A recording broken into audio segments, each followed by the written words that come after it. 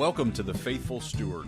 This is a podcast all about sharing biblical wisdom and practical insights in order to help church leaders pursue and teach financial freedom as part of Christian discipleship. We believe this is a spiritual conversation, and this is a place where the church needs to lead the way in order to move our communities forward in how we steward God's resources. I'm your host, James Lenhoff, and I am so passionate about this conversation and helping leaders have the confidence to step into it. We believe that if we help people thrive financially and grow spiritually, it changes everything. And I am so excited to join you on this journey. This podcast is brought to you by Good Sense. If you'd like more information about what we're up to, you can go to our website at goodsensemovement.org. All right, let's get started with today's conversation. Today, we're going to talk about being a generous giver. This is a lot of times where the conversation around stewardship starts. But you'll notice we're now several episodes into this conversation. We start with the idea of what stewardship looks like at the high level, that God owns everything. And if God owns everything, then a faithful steward is a diligent earner and a prudent spender. And then when we break down the idea of a prudent spender further, what we see is that a prudent spender is a generous giver first, a wise saver, and a cautious debtor. So that's where we're going the next couple of weeks. But today, we're going to talk about this idea of being a generous giver. We believe at Good Sense that we are all hardwired to be generous. It is God's heart to be abundant and to be generous, and He placed that image in us. Our desire is to help others, to care for others. What makes us feel most human is when we are lifting the burdens of other humans. It's incredibly important that we get experience doing things for others, spending our time caring for others, spending our talents, giving those to others for free, spending our money by giving God's resources to causes and to families and to people who are in need.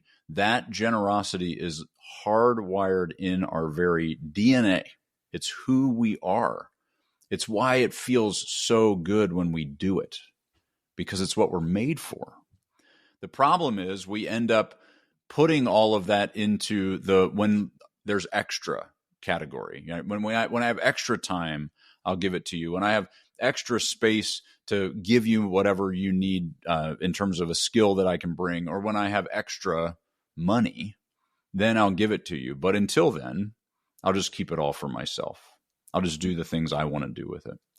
And unfortunately, because this is a conversation that doesn't happen very often at the church, unless we're asking for money, we lose sight of the fact that we need to start in the place of being a faithful steward that creates margin. When we are a diligent earner and a prudent spender, the natural outcome of that is that we will experience the extra, and then we will be able to be obedient in the generosity of giving it away, whether that's time, talent, treasure, or I've heard some people refer to it as life, right? That acronym of life is labor, influence, finance, and expertise. Such a great way to think of it. However you want to think about giving, whatever you are giving, it's bigger than just money. That's why stewardship needs to be a bigger conversation than just money. Because when we get to this place of being a generous giver, we are giving from all those different aspects, not just from our bank accounts. One of the things about being a generous giver is the delight that it brings to us. The Bible talks all the time about how God loves a cheerful giver, how giving is sparked from a sense of gratitude, that we have faith in God as the provider. Jesus talks about this all the time. You are the source. And so I don't have to be worried about giving away something that's not mine to begin with.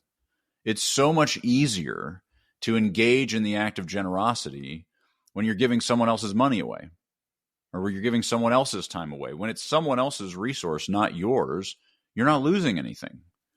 And so it's incredibly important to see these things as His, so that we're in a position of being able to give them away when He asks us to.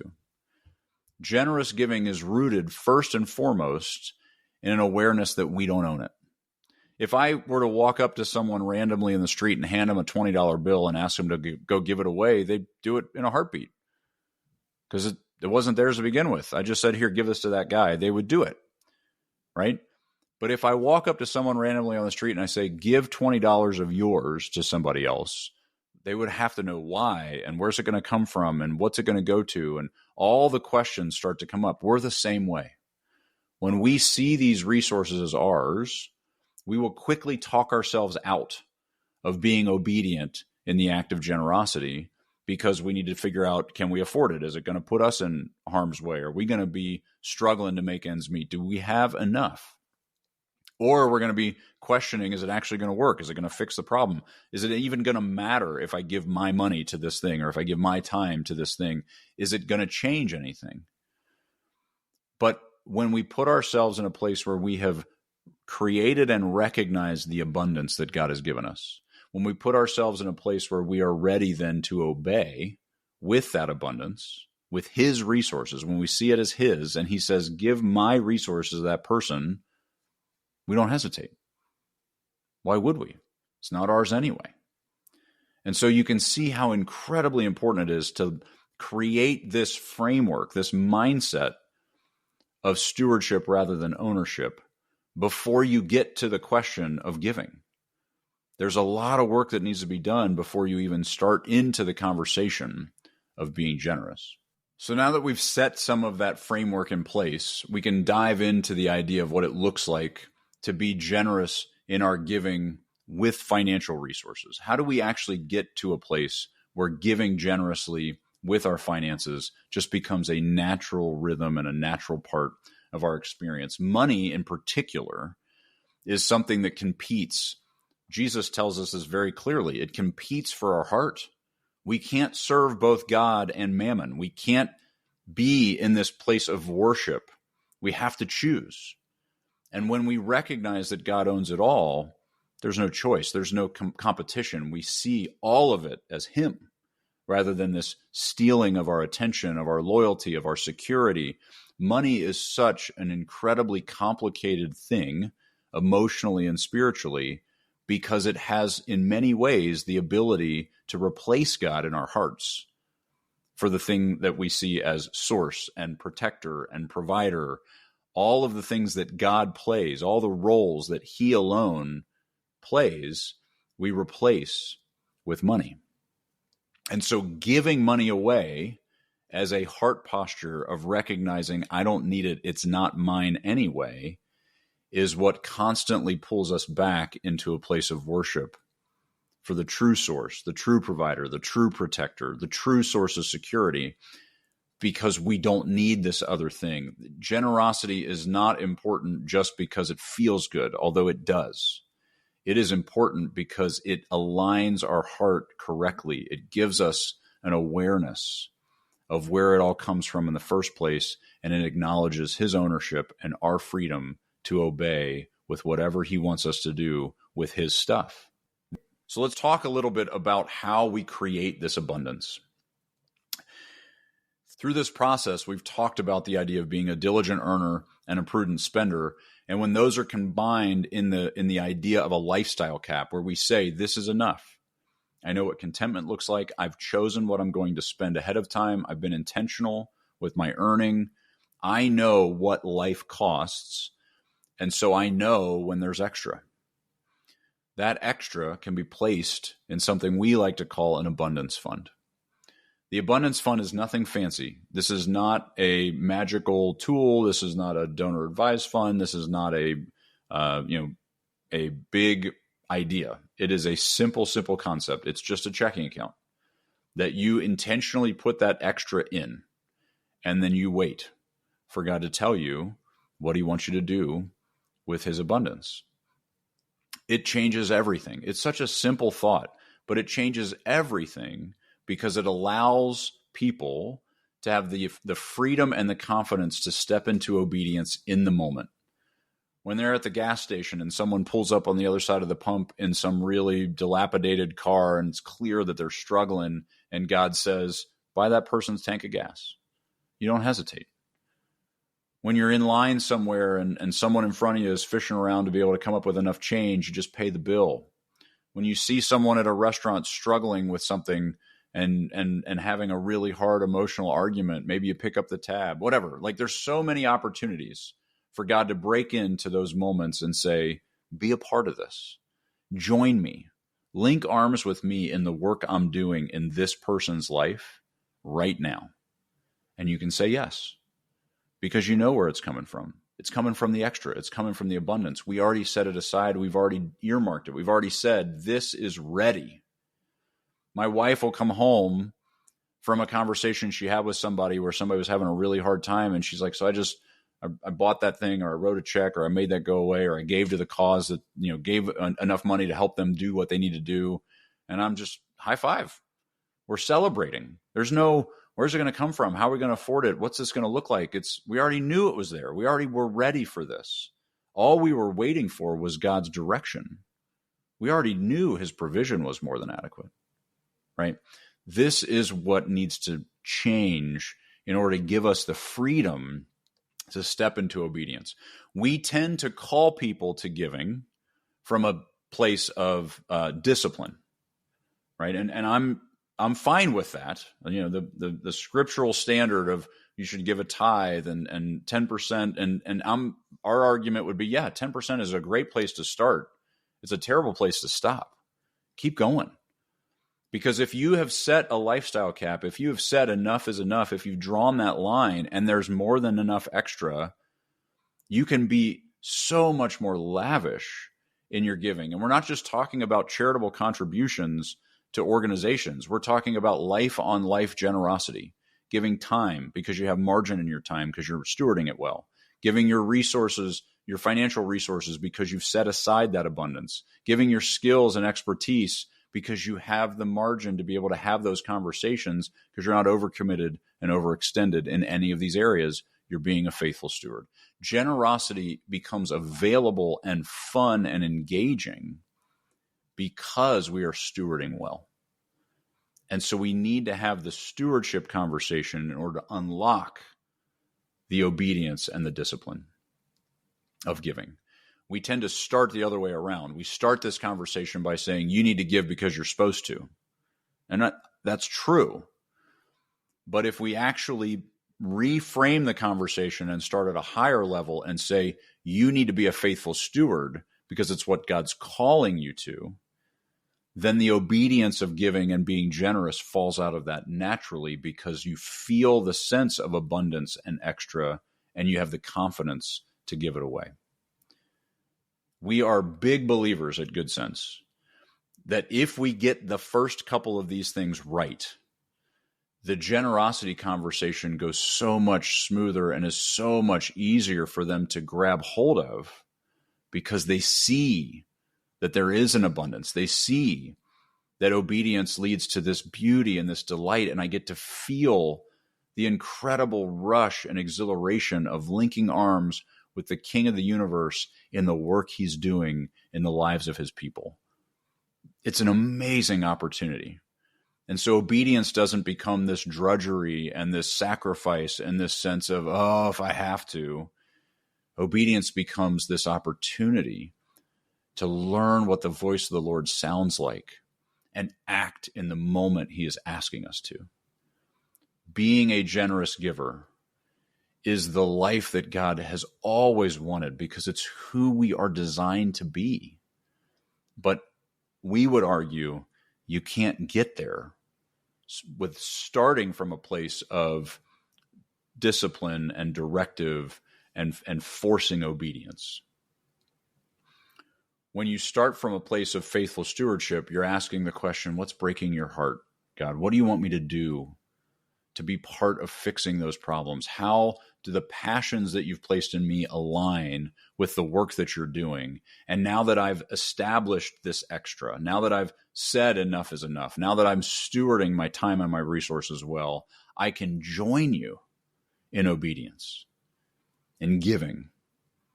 And that is when we really unlock something that goes far beyond a tithe, far beyond just a basic obedience to a biblical mandate.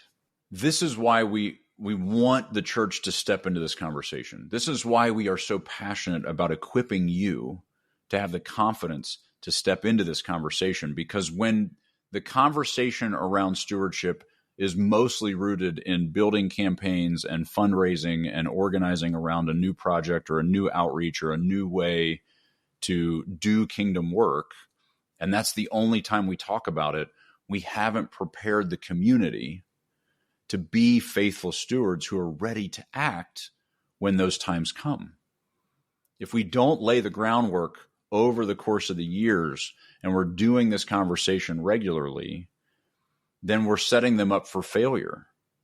We're setting them up to feel a sense of guilt or shame that they're not participating, or to be reminded that they don't have extra, or to give them a sense of self-loathing that they're spending on things that are indulgent and things that they enjoy.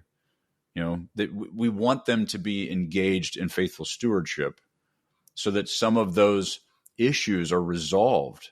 They wrestle some of that stuff to the ground before we come to them and say, join us in this opportunity to be generous in this outreach to the community, or in this opportunity to expand our community by building a bigger building, or having more space to gather, or offering a soup kitchen, or whatever the opportunity is that you see in front of you. If you've not laid the groundwork for your community to be ready by being faithful stewards, then it's no wonder none of us want to talk about this topic. It's no wonder that we want to avoid the conversation, because we tend to only have it when we need it, and they only hear it when we need it. And it's in this context of discipline and obedience, and you need to step into generosity, but we haven't prepared them to want to. And that's why this is so important. I know it's intimidating. I know that it's scary. I know that in general, church leadership does not want this to be a topic that they cover, because it feels icky, it feels complicated, it feels overwhelming. But this is the church's wheelhouse. This is the work we need to do. We need to steward our people. We need to lead our communities faithfully. And that looks like talking about these things. That looks like leading them where you've gone yourself. It looks like implementing these types of approaches, this idea of stewardship in your life, in your family, and then being able to turn and say, hey, let's do this together. Let's live generously, because we've set ourselves up to do that. This is an issue of Christian discipleship.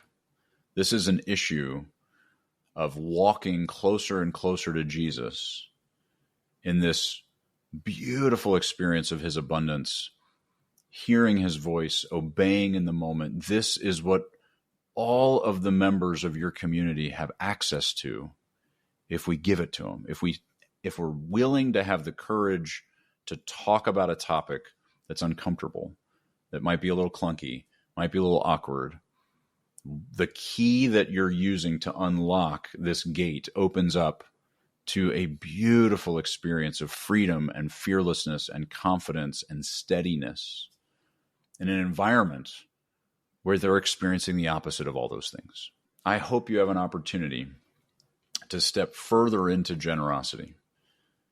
I hope that you've been able to see how mapping these things out and being intentional and creating that margin then opens you up to giving it away more aggressively, more recklessly, and more delightfully as you link arms and do what the Master is asking you to do with his resources, and then teach others to do the same.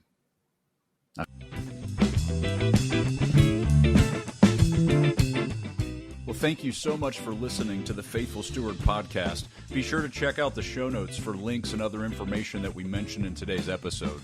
Also, be sure to check out our website at goodsensemovement.org to get all the resources we offer churches to help equip them in teaching financial stewardship to their community. If you have any questions or any topics you want to make sure we cover on our show, you can email me at jameslenhoff@goodsensemovement.org. I'd love to hear from you. I hope you all have a great week. We'll talk to you next week.